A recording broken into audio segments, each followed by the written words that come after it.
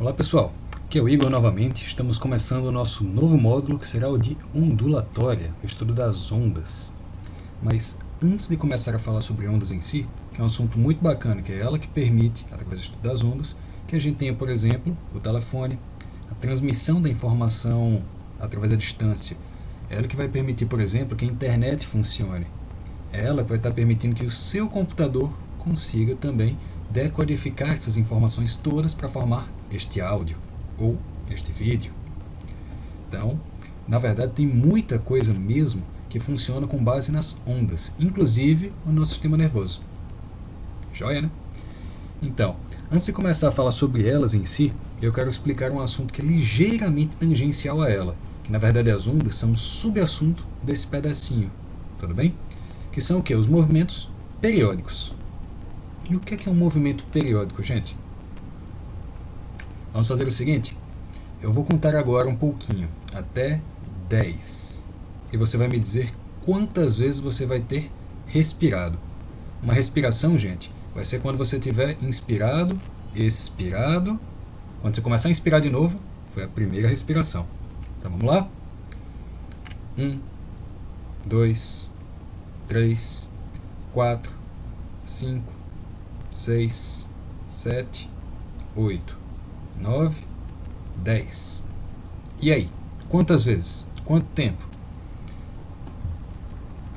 A gente pode dizer, por exemplo, que se você está dentro da média, você estaria com 3 respirações, mais ou menos. Foi mais ou menos isso o seu? Então a gente pode dizer que você teria respirado 3 vezes em 10 segundos. Ou seja, a gente está contando o número de vezes num certo intervalo de tempo. Ok? Então a gente poderia dizer também que seria 0,3 vezes por segundo. Basta a gente dividir o 3 pelo 10, né? Deixa eu tirar esse x aqui para a gente não confundir ele com outra coisa. Vezes. E aí, agora que a gente sabe disso, a gente sabe da sua frequência, que é o número de vezes que alguma coisa acontece num certo intervalo de tempo. Então, frequência. Mas aí agora que a gente tem isso, você pode perguntar, quanto tempo dura uma respiração sua? E aí? Ou você pode contar de novo, ou você pode fazer outra coisa. Perceba, se você respirou 3 vezes em 10 segundos, então, se a gente desenhasse aqui um intervalo de 10 segundos, e a gente dividiu ele em 3 partes, né? Ou seja, o tempo de uma respiração sua seria esse pedacinho. Seria o quê? Seria 1/3 de 10, ou seja, 10 sobre 3. Seriam os 10 segundos para as 3 vezes. Então nós teríamos aqui o quê? 10 sobre 3 daria mais ou menos 3,33 segundos. E o que é isso? É o tempo que você gasta para uma respiração inteira. Então nós teríamos aqui o período. Então voltando, gente, qual que é a definição de cada um deles? O período é o tempo que a gente vai gastar para uma repetição. E a frequência é o quê? É o número de repetições que a gente consegue fazer num certo tempo. Outras coisas que a gente poderia estar pensando em termos de batimentos cardíacos.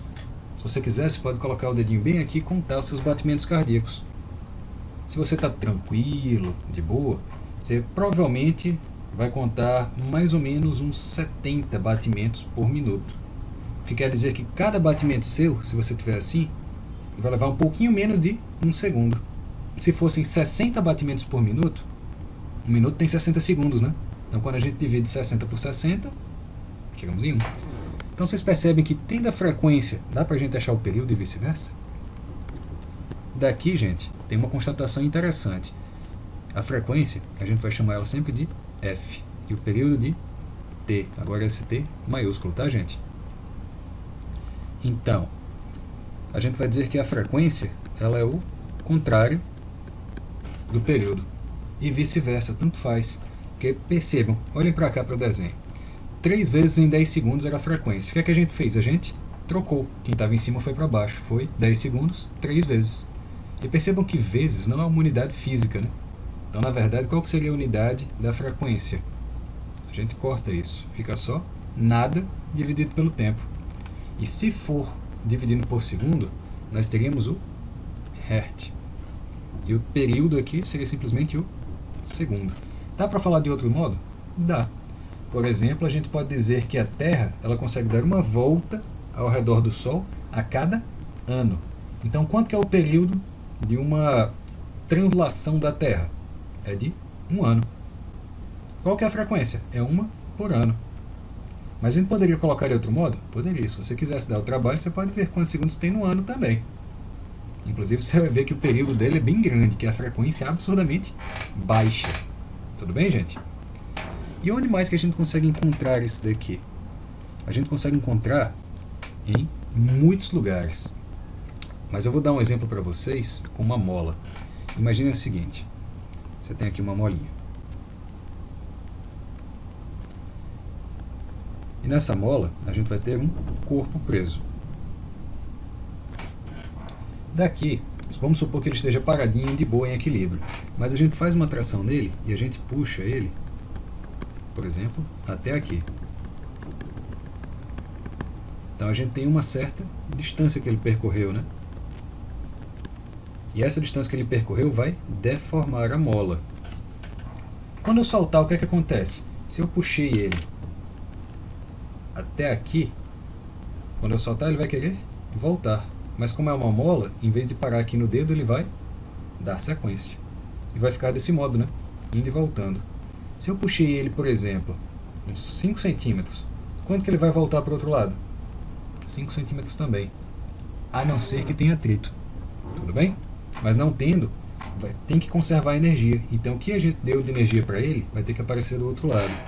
Então nós teríamos que ele estaria voltando para cá a mesma distância x. Tudo bem? E aí vamos pensar em uma coisa. O que é que pode fazer com que ele leve mais tempo ou que leve menos tempo? Se ele for um bloco pesadão, ele vai levar mais tempo ou menos tempo? Pesadão ele vai tender a levar mais tempo. Por quê? Porque é massa, gente, é inércia. Se ele está indo para um lado, é difícil ele parar e ir para o outro. Então a gente já sabe que quanto maior a massa, então vamos colocar aqui a massa, maior o período. E se a mola for toda molinha, velho? Ela não dá força nenhuma, então ele vai conseguir ir até bem longe, depois ele volta bem devagarzinho. Mas se a mola for aquelas super possantes, aí quanto mais possante for a mola, mais rápido ele volta, né? Inclusive mais difícil ele ir também. O período, gente, então, para um sistema desse de mola, ele vai ser, eu não vou mostrar a demonstração da fórmula para vocês. O 2π, só guardem comigo, quando a gente for estudar um pouco mais onda, vocês vão entender o porquê dele. Mas a gente vai ter também uma raiz. De quem? Das duas coisas que a gente acabou de falar. Um fica em cima e o outro fica embaixo. Quem fica em cima, aumenta o período. Quem que aumenta o período, gente? É a mola ser potente ou é a massa ser grande? É a massa. Então aqui vai ser a massa. E o que é a potência da mola? É a dureza dela. Seria a constante da mola. Então o que acontece? Se a gente dobrar a massa, o que vai estar acontecendo? Vai aumentar o período. Vai dobrar? Não. Porque está dentro de uma raiz. Olha que interessante. Se eu quadruplicar a massa, vai quadruplicar o período? Não. Porque a raiz de 4 é 2. Ele ia dobrar o período. Tudo bem, pessoal? Mas basicamente, o que é que tem para a gente gravar mesmo daqui? É que essa relação não é direta. Não é simplesmente porque você dobrou a massa que ele dobra o período. É um pouquinho diferente por causa dessa relação ao quadrado. E com a constante?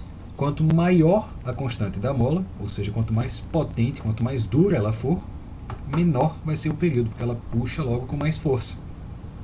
Tudo bem? Uma outra coisa que a gente vai ver com uma certa frequência são os pêndulos. No caso aqui a gente vai estar falando de um pêndulo simples. Ele também vai ter uma massinha aqui. E esse pêndulo, vamos dizer que ele vai ter um certo comprimento. E ele vai estar andando. Aí ele pode subir, vem até aqui, ele pode ir também até o outro lado. O que é que está acontecendo, gente?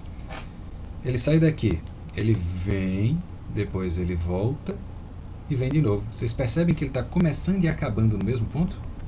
Essa é uma outra característica de movimento periódico. Vamos dar uma olhadinha de novo aqui na mola. Eu tenho aqui uma posição A, uma posição B no centro e uma posição C. Supondo que ele tenha começado aqui, a gente esticou, ele primeiro foi para B, depois ele foi para C. Perdoe, ele saiu de B para C, depois ele voltou para B. Mas ele já ia começar de novo o movimento? Não, porque ele continua indo para A e depois ele volta para B. Então perceba, não importa de onde você está considerando, o movimento só vai acabar quando ele tiver chegado ao lugar onde ele saiu, do mesmo modo que ele está saindo. Porque ele sai de B, chega em C, mas ele estava indo para C, ou seja, com uma velocidade para a direita. Quando ele chega em B de novo, ele está indo para a esquerda. Então ainda não acabou o movimento. Ele vai acabar depois de voltar em A. Aqui é a mesma coisa. Se a gente falar de A, B e C, se eu soltar o pêndulo aqui em A, ele vai descer até B, depois ele vai até C, depois ele volta para B e volta para A. Então o nosso período aqui seria o tempo que ele gasta para sair de A e voltar para A. Ou que ele gasta para sair de B para C, para B, para A e de novo para B. Tudo bem, pessoal? Então daqui, vamos pensar, o que é que pode fazer com que o período do pêndulo mude? A gente está vendo que ele está descrevendo um movimento circular, não está? Tudo que tem círculo vai ter π. Igualzinho a outra fórmula, a gente vai ter uma raiz, que também vai ter duas coisas. Uma que vai deixar o período mais longo e outra que diminui.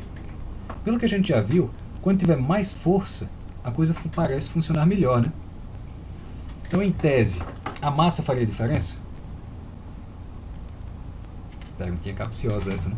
Porque se tem mais massa, vai ter mais peso, então deveria ir, mas não faz.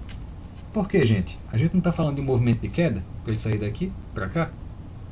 Independente de quanto seja a massa do corpo, a gravidade é a mesma, então a aceleração para todos vai ser igual. Ou seja, a massa não faz diferença no pêndulo. Você pode fazer um pêndulo de 1 tonelada, um pêndulo de 2 quilos. Ele vai continuar tendo o mesmo período. Então, o que é que seria? Se você tivesse no lugar, perceba que tem que ter alguma coisa puxando para baixo, né? Quem que puxa para baixo? Não é a gravidade? Quanto maior a gravidade, mais intensa a puxada para baixo. Se a gente está puxando para baixo, ele volta logo, né? E se ele volta logo, diminui o período. Então aqui nós temos a gravidade. E a outra coisa é o fio. Perceba que quanto maior o fio, maior a distância que ele anda, né? Quanto menor o fio, menor a distância. Ou seja, o fio está aqui em cima. Por quê? Quando ele aumentar, o período aumenta. Quando ele diminuir, o período diminui. Tranquilos? Uma pergunta então. Se você pegar o seu relógio, que ele funciona como um pêndulo, e você ajusta ele aqui, e você dá ele para o pessoal da NASA, para eles levarem até a Lua. A Lua, gente, tem uma gravidade mais baixa. Então o que é que vai acontecer? O pêndulo ele vai passar mais tempo ou menos tempo? A gente diminuiu isso daqui, a gravidade, então a gente vai aumentar o período. Ou seja, ele vai bater mais devagar. Então ele vai atrasar ou ele vai adiantar? Atrasar. Bastante, né? E por outro lado, se o pessoal resolver acertar o relógio lá na Lua, quando eles trouxerem de volta para a Terra, ele vai marcar certinho? Não. Por quê? Porque a gente vai estar aumentando a gravidade. Então o que é que vai acontecer com o período? Diminui. Se o período diminui, então ele vai passar menos tempo badalando, né? Ou seja, ele vai estar badalando mais rápido. Então o que é que está acontecendo? Ele vai adiantar ou atrasar? Ele vai adiantar. Tranquilo, pessoal?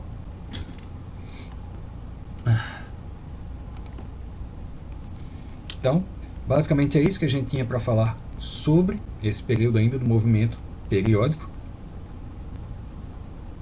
Então, pessoal, basicamente é isso que a gente tinha para falar sobre movimento periódico.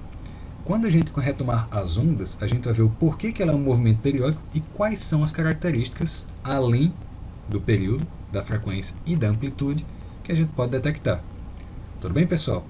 Então, daqui a pouquinho a nossa aula de exercício falando sobre pêndulos e sistemas de massa e mola. Temos a nossa listinha também lá no Estudo em Dia e espero que vocês tenham gostado da aula e façam a nossa fichinha de resumo. Até breve, pessoal!